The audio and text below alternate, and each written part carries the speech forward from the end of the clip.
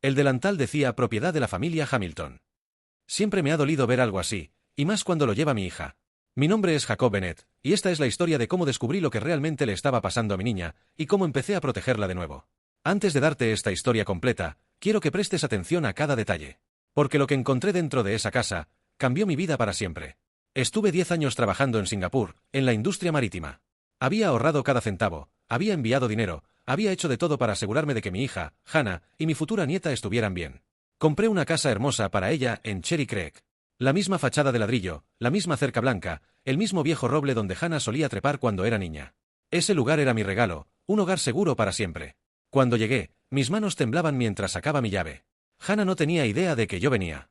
Quería sorprenderla, hacerla feliz. La puerta principal se abrió sin hacer ruido. Entré sonriendo, listo para gritar ¡sorpresa! Pero la palabra se murió en mi garganta cuando escuché la voz de un hombre en la sala. Limpia ese desastre más rápido, o esta noche te doy otra paliza. Mi sangre se congeló. Desde el pasillo vi a Hannah, de rodillas, fregando vómito del piso de madera. Llevaba un delantal sucio, con esas palabras que me destrozaron el alma, propiedad de la familia Hamilton. Mi propia hija, marcada como si les perteneciera. De repente, el hombre, Huxley, cambió su actitud por completo. Su rostro cruel se transformó en una sonrisa falsa mientras venía hacia mí con los brazos abiertos. «Papá, bienvenido a casa», exclamó como si nada. Hannah solo estaba ayudando con unas tareas. Ya sabes cómo es ella, siempre queriendo colaborar. Hannah se levantó rápido, quitándose el delantal y escondiéndolo detrás del sofá. Sus manos temblaban. «Papá, estoy bien. Solo estoy cansada», dijo con una sonrisa que no llegaba a sus ojos. Entonces una niña pequeña salió tímidamente detrás de las piernas de Hannah. Sus ojos grandes y marrones me observaron con miedo y curiosidad. «Mami, ¿quién es ese señor?», susurró. El golpe emocional fue devastador. Mi propia nieta, Grace, no me reconocía, aunque habíamos hecho videollamadas por años. Me agaché y le hablé con suavidad.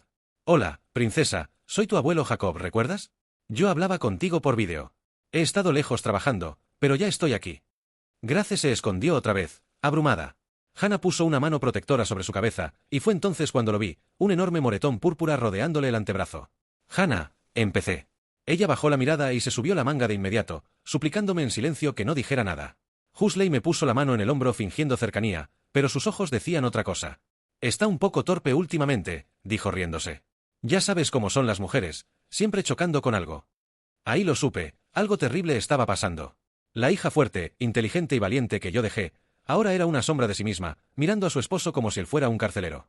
Y mi nieta se escondía detrás de ella, como si el mundo entero fuera un peligro. Tenía que descubrir la verdad. 3 horas después, por fin tuve mi oportunidad. Huxley salió diciendo que tenía una reunión de negocios, aunque apestaba a whisky. Grace dormía. La casa se sentía más liviana, menos opresiva. Hannah estaba sentada en la mesa, mirando sus manos. En la luz de la tarde, los moretones eran aún más visibles. No solo en los brazos, también marcas de dedos en sus muñecas. «Hannah», dije sentándome frente a ella. «Dime la verdad. No me digas que eres torpe. Yo te crié. Tú eras la niña más coordinada del barrio». Ella tembló. «No es nada, papá. Son accidentes de trabajo. He estado ayudando con renovaciones». Su voz se quebraba. «Esa no era mi hija». Le tomé la mano con firmeza. «Hannah Rose Bennett, yo te hice una promesa el día que naciste, siempre voy a protegerte. Esa promesa no tiene fecha de vencimiento». Ella se derrumbó. «Ay, papá. La arruiné tanto». Me abrazó llorando como cuando era pequeña. Después de que Grace nació, me enfermé. Mentalmente. Muy mal. El doctor dijo que era depresión posparto. El mundo era una niebla, dijo tocándose la sien. No podía cuidar a Grace, no podía ni levantarme. La familia de Huxley dijo que me ayudarían mientras me recuperaba. Su voz bajó a un susurro. Estaba con medicamentos muy fuertes, papá, no entendía nada. Me traían papeles para firmar. Decían que eran seguros médicos, autorizaciones. Yo firmaba todo. Porque confiaba en ellos. Sentí que me quemaba por dentro. ¿Qué papeles, Hannah? Papá, firmé la transferencia de la casa. Les cedí todo sin saberlo. Y además, firmé un poder legal. Me convirtieron en su trabajadora interna. Me dijeron que tenía que pagarles con trabajo por su ayuda. Y que si intentaba irme, demostrarían que yo estaba inestable, y me quitarían a Grace. Le temblaba la voz. Así que me quedé. He estado sirviendo aquí, en mi propia casa, 3 años, papá. Abrió un cajón y sacó una carpeta gigante. Guardé todo. Porque sabía que algún día alguien podría ayudarme a entender qué pasó. Cuando vi esos documentos, supe que los Hamilton habían cometido el peor error de sus vidas. Esa noche, revisé sus registros médicos y todo encajaba. Hannah había firmado los papeles el día exacto en que su psiquiatra aumentó su medicación al máximo, cuando apenas podía responder a comandos simples. Al día siguiente fui al hospital donde la trataron. La doctora Morrison, su psiquiatra, revisó el caso y casi palideció. Su hija en ese estado no podía tomar decisiones legales. Ni firmar nada. Esas firmas no valen nada ante la ley. La enfermera Rebecca Walsh lo confirmó. Hannah no podía ni firmar una tarjeta. Le teníamos que guiar la mano. Mucho menos podía entender contratos. La doctora me entregó un resumen. Estas firmas son legalmente inválidas. Esto es explotación de un adulto vulnerable. Por primera vez en años, sentí esperanza. Busqué un bufete especializado en estos casos, Webb y Associates. La abogada principal, Caroline Webb, revisó todo con ojos de halcón. Señor Bennett, esto es explotación, fraude, abuso, coerción y trabajo forzado. Esto es trata de personas. Después me explicó el plan. Darles 48 horas para devolver la propiedad y pagar daños. Si se niegan, demandar civil y penalmente. Involucrar a la prensa. Ir por todo, cárcel, confiscación de bienes, y arruinar a la familia Hamilton por generaciones. La abogada terminó diciendo. Ellos eligieron a la víctima equivocada. Mañana iremos juntos a esa casa. Si son inteligentes, se rendirán. Si no, aprenderán lo que pasa cuando alguien toca a la familia Bennett. Salí de esa oficina sintiéndome más fuerte que nunca. La familia Hamilton estaba a punto de descubrir que ese fue el peor error que cometieron en su vida. El peor error de los Hamilton. Al día siguiente me levanté antes del amanecer.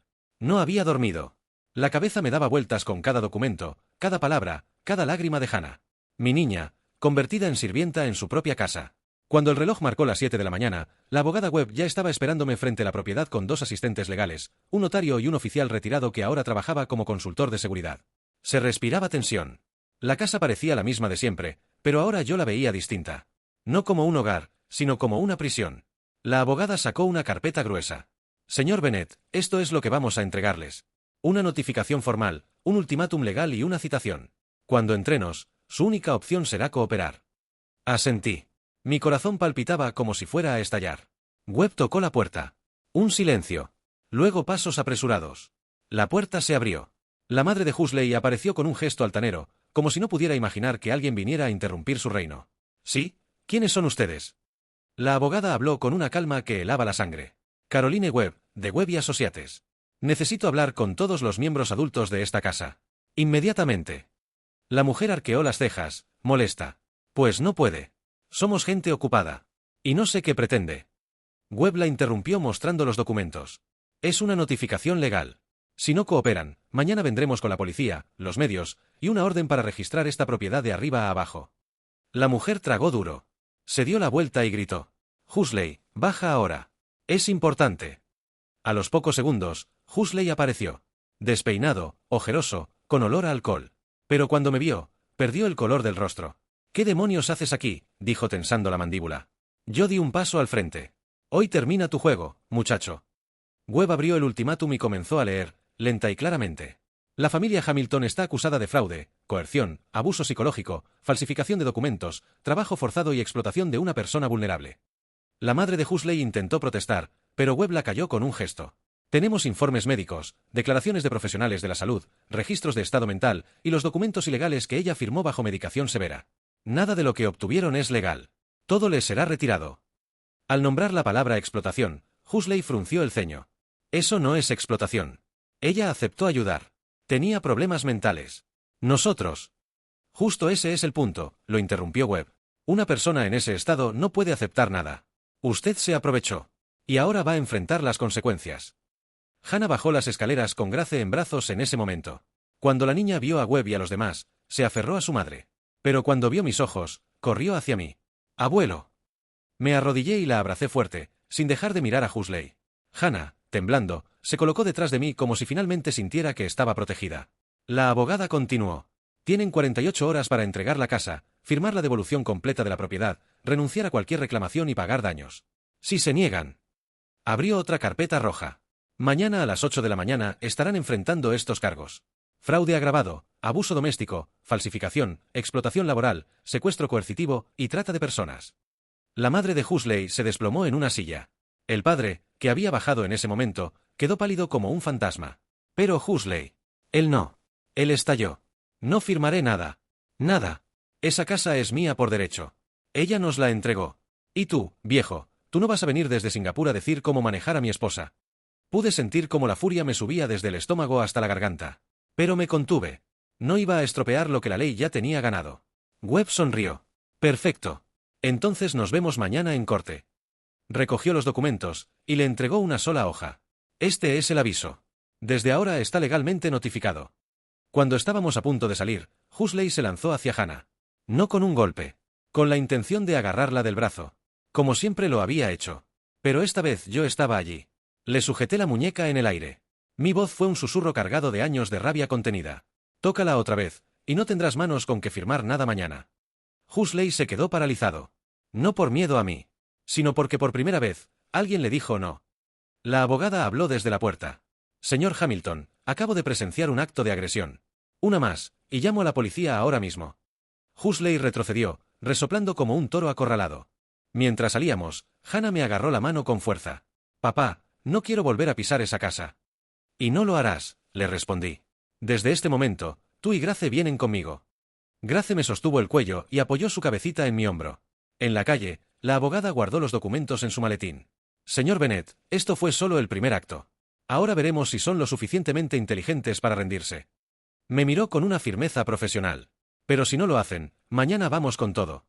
Asentí. Sabía que los Hamilton no se rendirían tan fácil. Sabía que Huxley no aceptaría perder poder. Pero lo que él no sabía era que yo estaba dispuesto a llegar hasta el final. Esa noche, mientras Hannah dormía con Grace en una habitación segura, yo miré por la ventana y pensé, si mañana quieren guerra, guerra es lo que tendrán. Dormí apenas 30 minutos. No por miedo, por rabia.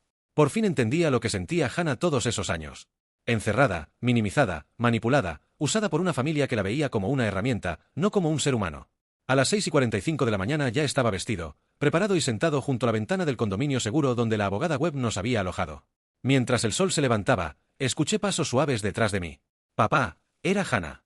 Tenía los ojos hinchados de llorar. Pero por primera vez, su mirada no tenía miedo. Tenía algo distinto, resolución. Quiero ir, dijo. Quiero estar allí cuando caigan. ¿Estás segura? Respiró profundo. Toda la vida me callé. Hoy quiero hablar. La abracé sin decir nada. Mi niña, después de todo, aún tenía fuerza. Una fuerza que ellos no pudieron destruir. El encuentro en la corte. A las 8 de la mañana entramos a la sala del tribunal. La abogada Webb caminaba delante, segura, elegante, firme. Sus asistentes llevaban cajas de pruebas. Los Hamilton llegaron 10 minutos tarde. Todos vestidos como si fueran a una gala. Pretenciosos, arrogantes, con esa aura falsa de gente respetable que cree que el dinero lo compra todo. Pero sus rostros no podían ocultarlo. Estaban asustados. El primer golpe. El juez entró. Caso Bennett vs.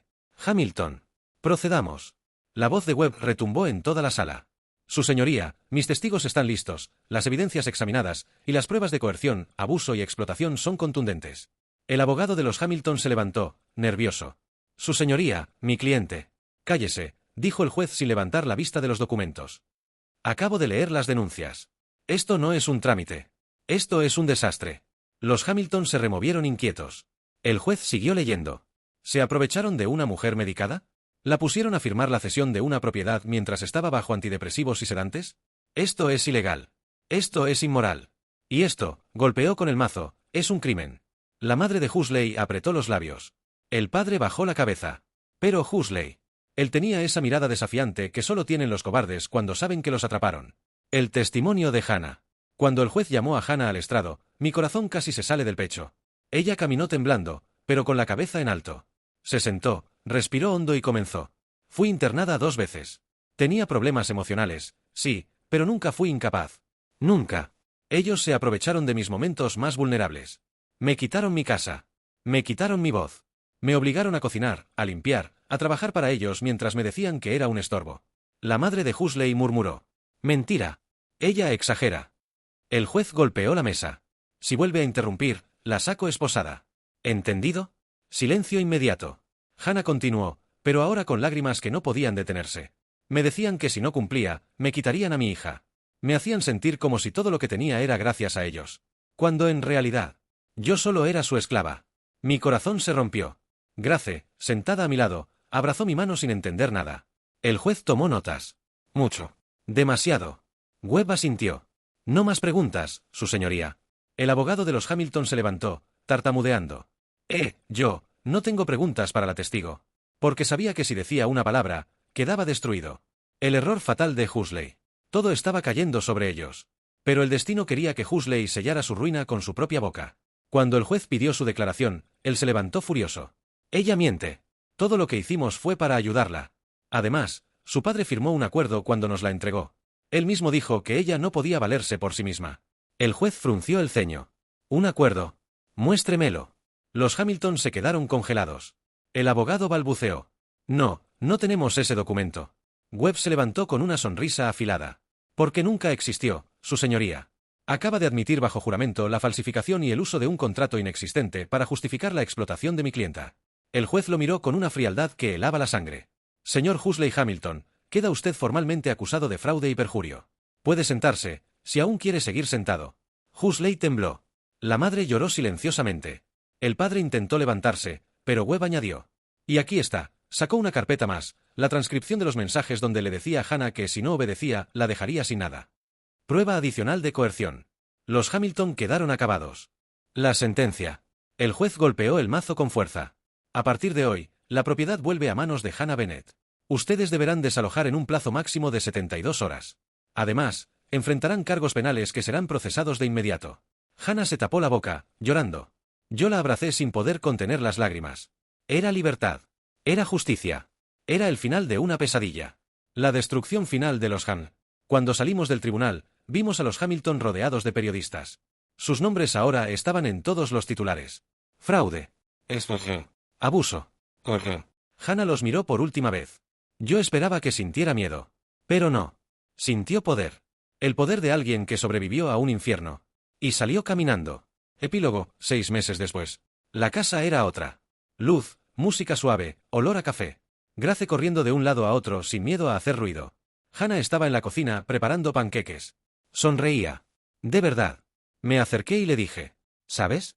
Eres más fuerte de lo que crees. Ella me besó la mejilla. Papá, gracias por no rendirte.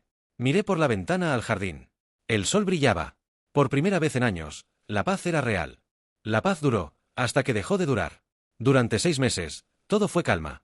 Hannah empezó terapia, Grace volvió a dormir sin pesadillas, y yo retomé el trabajo a distancia, organizando mi vida para estar cerca de ellas. Pero yo sabía algo. Las personas como los Hamilton no desaparecen. Se esconden. Esperan. Y luego atacan. Un jueves por la tarde, mientras Hannah regaba las plantas del balcón, mi teléfono vibró. Desconocido. Contesté. Silencio. Y luego una voz que me heló la columna. Viejo, qué linda la casa ahora. Parece otra, ¿no? Era él. Huxley. Me quedé mudo. Tranquilo, continuó. No estoy cerca, todavía. Solo quería felicitarte. Lograste quitarnos todo. Pero no importa. Porque tarde o temprano, ella va a volver conmigo. Colgué temblando de pura rabia. Pero no quise preocupar a Hannah. Ese fue mi primer error. El primer aviso. 3 días después, encontramos un sobre bajo la puerta. Sin remitente. Hannah lo recogió antes de que yo llegara. Dentro había una fotografía. Ella. Sentada en un banco del parque donde siempre llevaba a Grace. La foto estaba tomada desde lejos, como si alguien la hubiera estado observando en silencio. Hannah se desplomó en el sofá, respirando rápido, como si el aire se hubiera vuelto ácido. Papá, él está aquí. Lo sé. La abracé.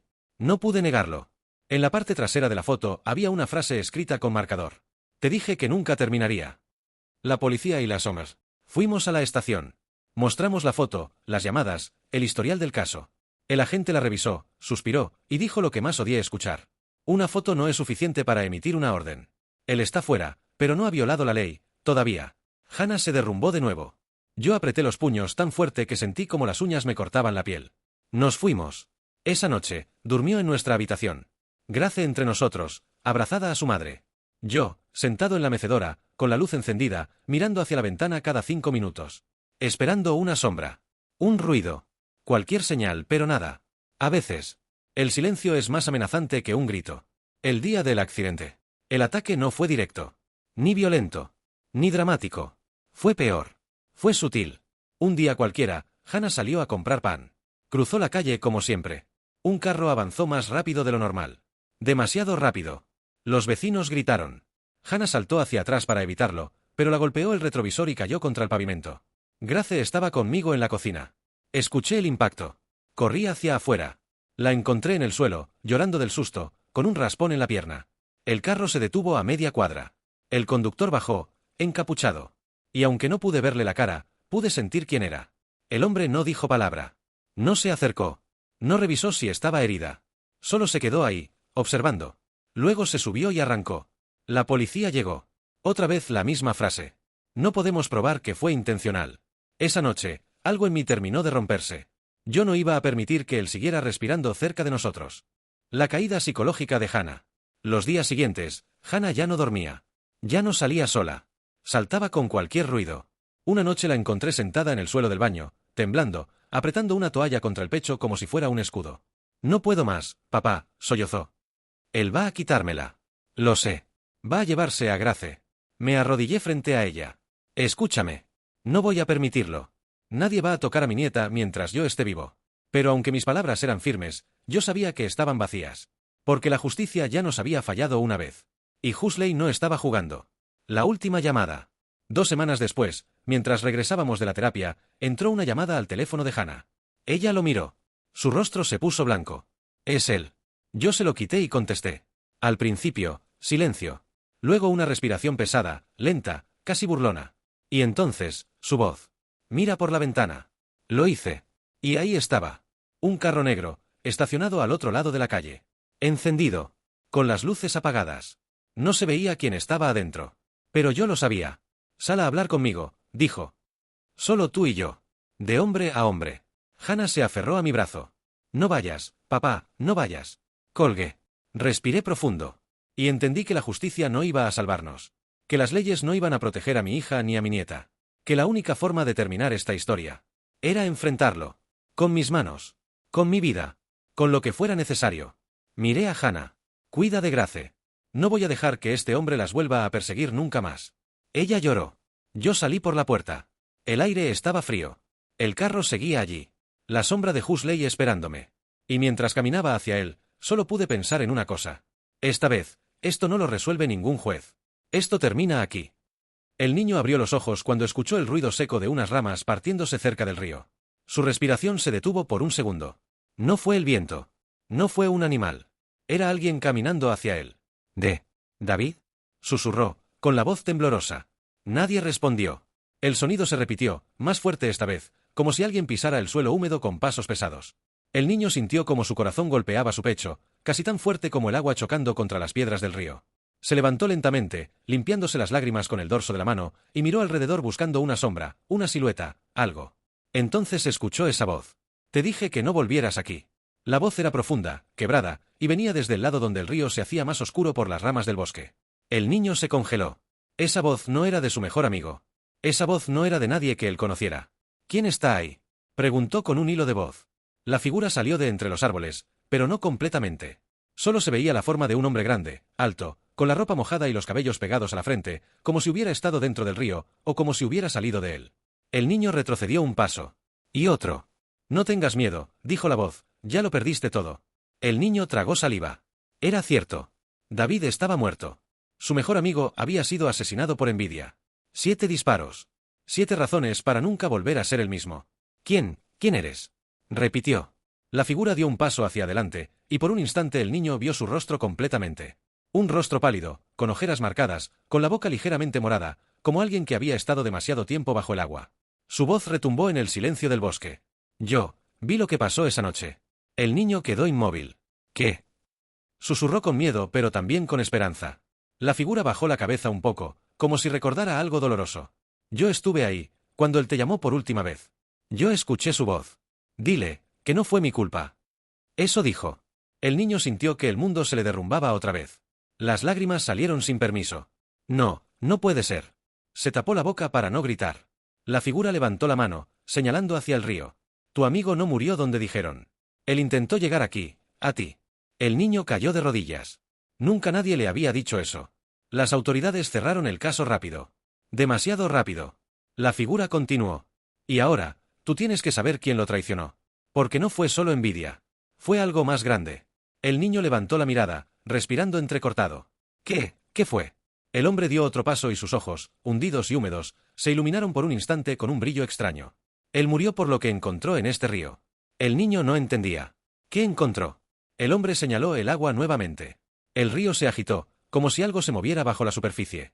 Un secreto, susurró, que nadie debería haber visto. El niño sintió que la piel se le erizaba. ¿Y dónde está ese secreto? La figura lo miró directo a los ojos. Aquí. Aún está aquí. Y si tú estás listo, te lo voy a mostrar. El río volvió a moverse, fuerte esta vez. Demasiado fuerte para ser solo agua. El niño tragó saliva. Muéstramelo, dijo. Quiero saber por qué mataron a mi mejor amigo. La figura extendió una mano temblorosa hacia el agua. Entonces prepárate, porque después de esto, nada en tu vida volverá a ser igual. Y el río comenzó a brillar. El niño observó cómo el río brillaba con esa luz extraña, casi irreal, como si debajo del agua hubiera algo vivo, algo que respiraba. La figura pálida se arrodilló frente a la orilla y pasó la mano por la superficie, haciendo que la luz se hiciera más intensa. Aquí fue donde lo escondió, dijo el hombre. Antes de que lo encontraran. El niño retrocedió un poco. ¿Qué escondió? ¿Qué era tan importante? El hombre lo miró con una expresión mezcla de tristeza y urgencia. La verdad. El río se agitó más fuerte. Entonces, algo flotó hacia la orilla. Era una cajita metálica, vieja, cubierta de barro, con un símbolo grabado en la tapa. Un símbolo que el niño reconoció inmediatamente. Era el símbolo que su amigo David siempre dibujaba en sus cuadernos. Un círculo con líneas cruzadas. Él decía que era solo un diseño, pero al parecer había sido mucho más. El niño tomó la cajita con manos temblorosas. ¿Qué? ¿Qué hay dentro? La figura se apartó, como si temiera tocarla. Pruebas, respondió. Pruebas de quien realmente lo traicionó. El niño abrió la cajita. Dentro había un pendrive envuelto en plástico. Una foto manchada, donde se veía a David parado frente al mismo río. Y una nota doblada, con la letra de su amigo. El niño abrió primero la nota. Si estás leyendo esto, ya sabes que no me fui por accidente. No confíes en él. Yo descubrí algo en el río. Algo que él escondió. Cuídate. Al final de la nota, había un nombre. El niño sintió que el mundo le daba vueltas. Era el nombre del hermano mayor del niño. El niño retrocedió, temblando. No, no puede ser. Él siempre lo trató bien. Siempre. La figura negó lentamente con la cabeza. Él fue quien lo siguió. Él fue quien discutió con él esa noche. Y fue él quien disparó. No por envidia, sino por miedo. ¿Miedo? ¿A qué? Preguntó el niño, casi sin voz. La figura señaló la cajita. Al pendrive. A lo que David encontró grabado aquí. El niño lo apretó con fuerza. ¿Qué encontró? El hombre dio un paso atrás, alejándose del brillo del río. Evidencia de algo más grande, algo que tu hermano hacía con otros. Algo ilegal. Algo peligroso. David tropezó con la verdad. Y pagó el precio. El niño cayó de rodillas, llorando. ¿Por qué? ¿Por qué me dices todo esto? La figura se inclinó hacia él, con un rostro ahora más apagado, más gris. Porque él era mi hijo. El niño levantó la mirada de golpe. ¿Hijo? El hombre asintió. Y no pude protegerlo. Pero tú sí puedes hacer lo que yo no pude. El río dejó de brillar. El viento se detuvo. La figura comenzó a desvanecerse, como si la luz del agua hubiera sido lo único que lo mantenía ahí. Llévate el pendrive, dijo con voz casi transparente. Y no dejes que lo que le hicieron quede en silencio. El niño extendió la mano hacia él. Espera. ¿Qué hago con esto? ¿A quién se lo digo? La figura sonrió por primera vez, una sonrisa triste, resignada. A la persona que más miedo le tienen todos los culpables. A la verdad. Y en ese instante, la figura se deshizo en una ráfaga de luz que se mezcló con el agua del río, y desapareció. El niño quedó solo, con la cajita en sus manos, temblando, pero por primera vez, decidido. Se levantó, se limpió las lágrimas y miró hacia el camino que llevaba al pueblo. Lo voy a hacer, David, susurró. No voy a dejar que tu muerte sea en vano. Y con el pendrive guardado contra su pecho, empezó a caminar sin mirar atrás. Porque sabía que, desde ese momento, su vida ya nunca volvería a ser la misma.